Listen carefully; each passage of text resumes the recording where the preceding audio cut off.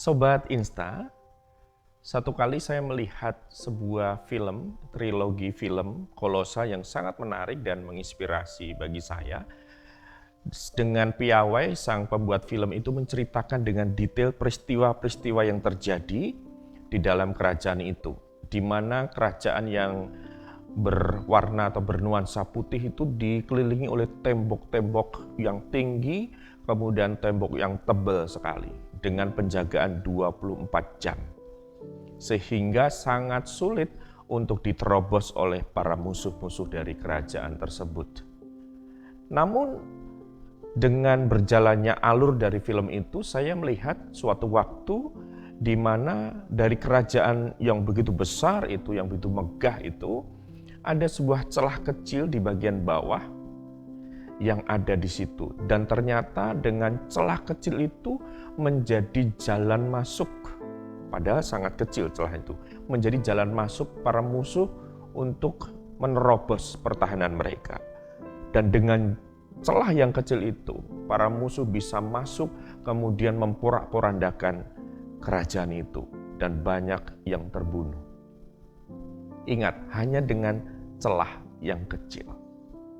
Sobat Insta semuanya, dalam kehidupan kita memang kita juga harus bisa menjaga keamanan dalam diri kita.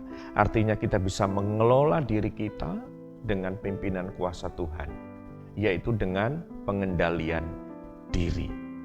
Amsal 25 ayat 28 berkata, orang yang tak dapat mengendalikan diri adalah seperti kota yang roboh temboknya. Seperti kerajaan yang megah besar tadi dengan penjagaan yang 24 jam itu, non-stop itu, ternyata ada celah kecil yang membuat musuh bisa menghancurkan kerajaan yang luar biasa itu.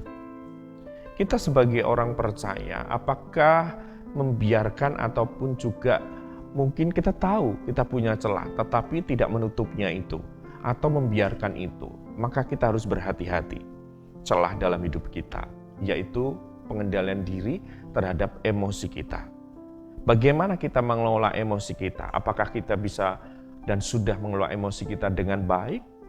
Misalnya, bagaimana kita bertutur kata? Apakah yang keluar dari kita itu berupa kutukan, umpatan yang membuat orang sakit hati? Kita tidak bisa mengendalikan emosi kita. Bagaimana kita dalam bersikap kepada orang lain? Apakah penuh dengan kekerasan? Ya, melakukan sesuatu yang tidak berkenan, bahkan menyimpang dari firman Tuhan? Ingat, kita sebagai orang percaya harus bisa mengendalikan diri. Orang yang tak dapat mengendalikan diri adalah seperti kota yang roboh temboknya.